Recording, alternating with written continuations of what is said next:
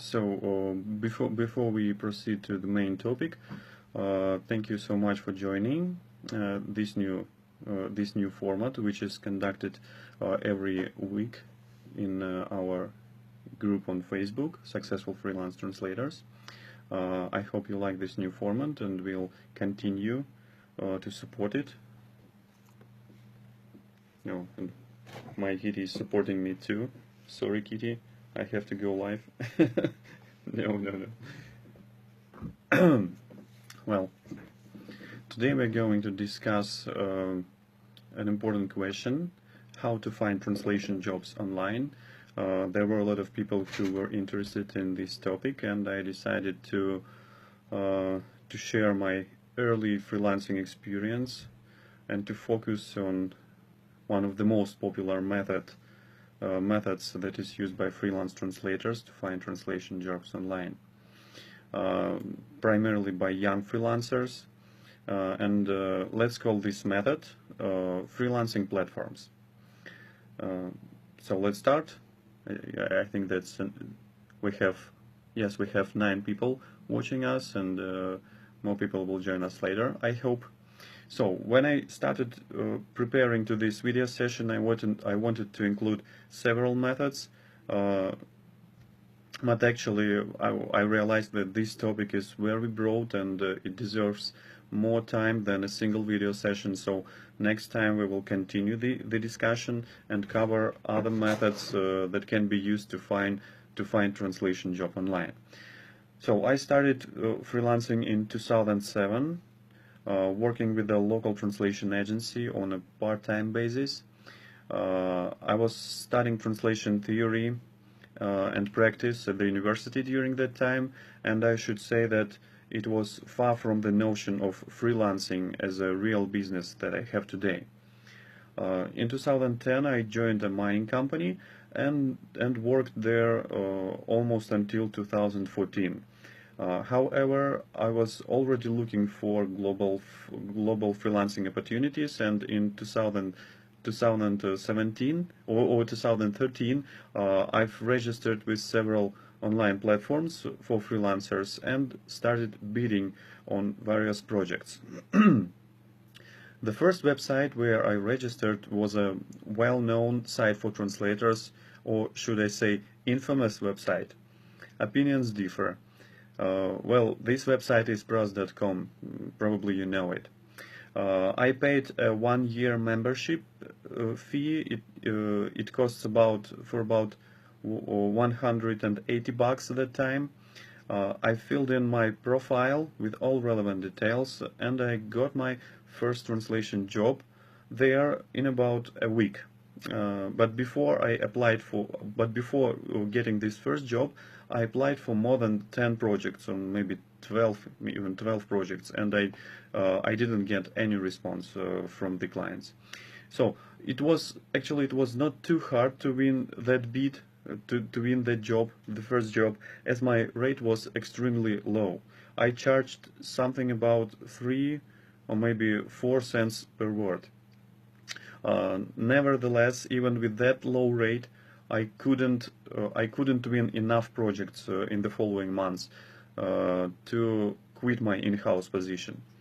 Therefore, I decided to learn more about the best practices at pros.com and to understand how I can get more jobs at better rates. In fact, there are only 2 main ways to get hired via online platforms. These 2 ways or principles are applied by almost all freelance platforms. Now when I see another game changer freelancing platforms trying to advertise their unique approach on the web, I just laugh at them.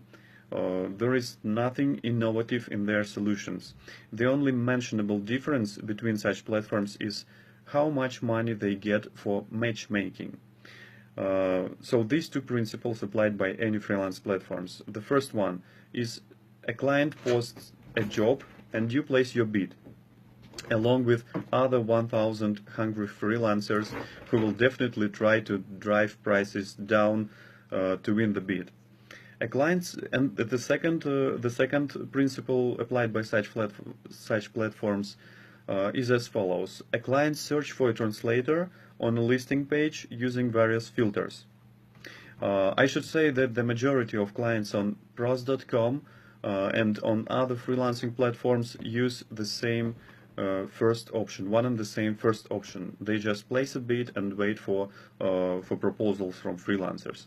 As a rule, these clients represent low-end translation agencies who ask for the best rate, or just occasional one-time clients who need a small and a quick solution to their translation needs. Indeed, there are many job offers posted on pros.com daily. In my language pair, the number of offers is about five offers, maybe 6 offers per day. Of course, once in a while, or I'd better say, once in a blue moon, you can find a really rewarding project and try to take it, but it is a very rare case. So what we have here for the first method.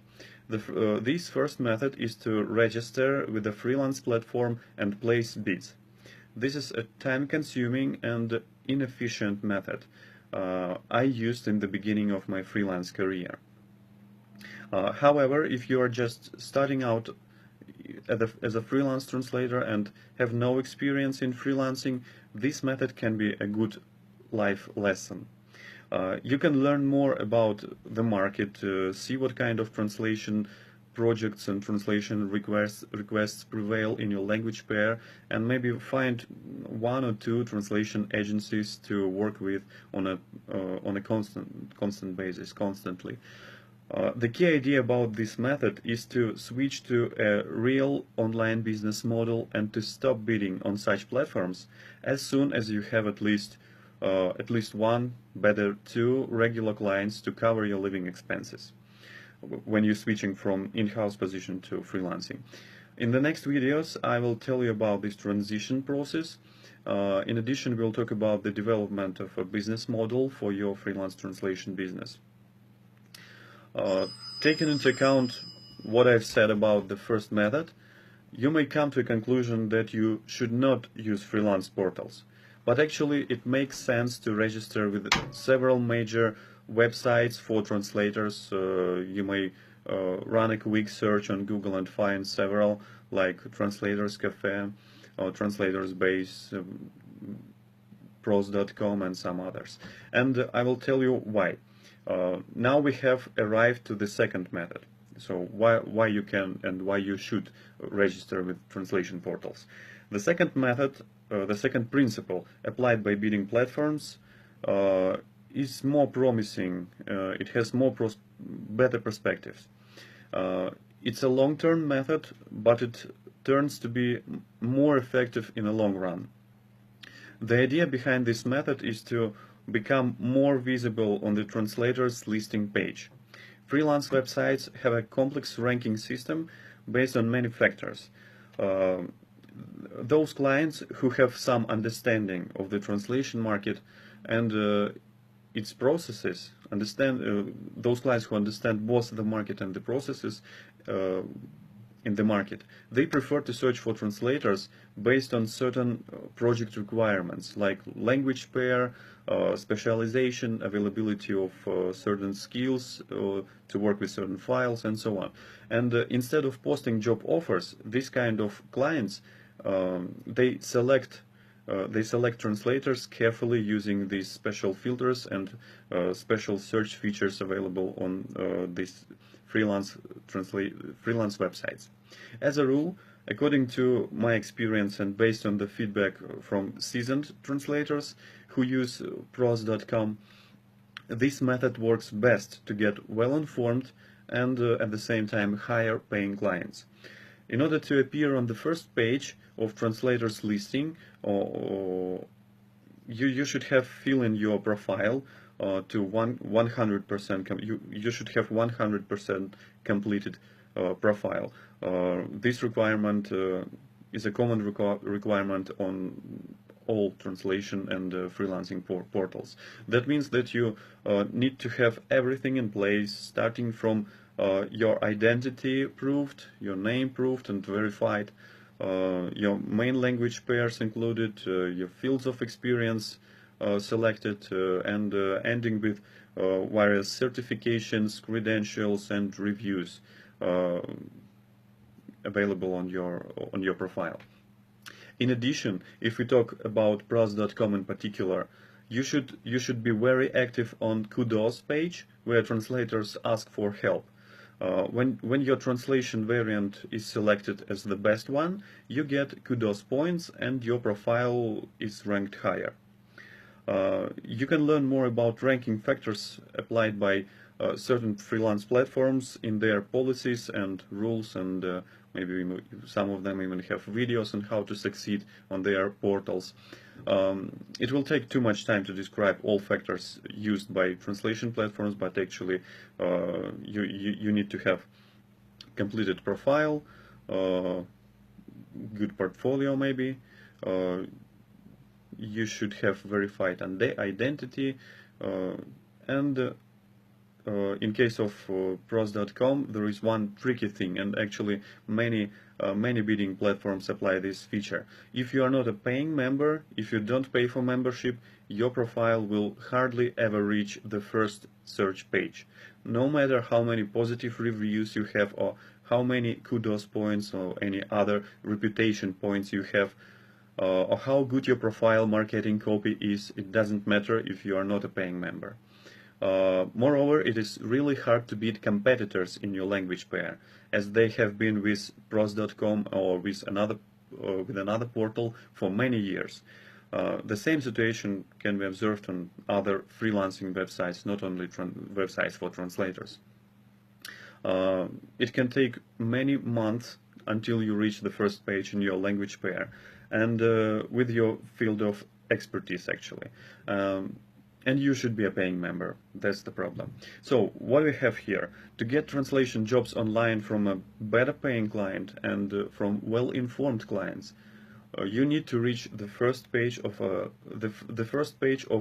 listing section on a bidding website. To do that, you have to be a paid member, and you have to create a really good profile with positive reviews and all other necessary attributes that I have that I have described above. So I guess it's enough for this session. I just want to make a kind of conclusion, key takeaways. So bidding on freelance platforms is time consuming, and it doesn't pay off due to low rates and low chances of getting hired from crowd of other freelancers. But it can be a really good option for newbies to obtain experience there. So you should definitely register with a freelance translator website, like pros.com or maybe Translators Base, at least to have your profile there and to use it as another place to inform clients on the web that you actually exist. And the second point, getting established on freelance portals to receive jobs via search pages takes time, but it will have longer effect in perspective.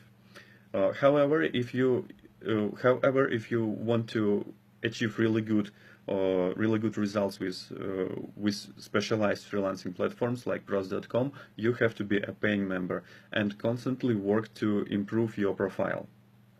So actually, that's all what I wanted to tell you about finding translation jobs online during this live video session.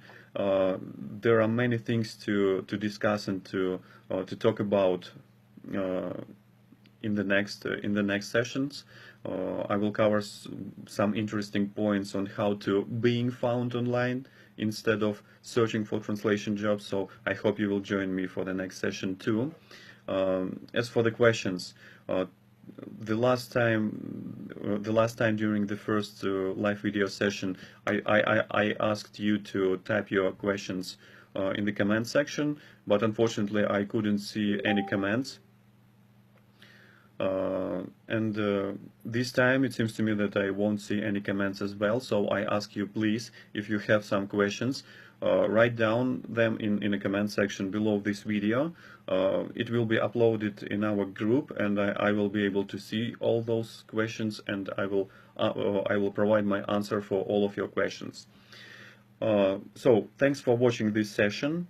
Do not forget to subscribe to YouTube channel, our new YouTube channel. It is called the same as the group, Successful Freelance Translator. And share your thoughts in comments also on YouTube, because it will help us to promote this video. So your likes and comments will help more translators to see it online, and probably this video will help other translators to make their steps in this complex and difficult world of translation, the market of translation. Thank you so much for watching me, for joining this session. I wish you have a wonderful day today. Bye bye, and until next session, it will be held on next Thursday at the same time. Thank you so much. Bye.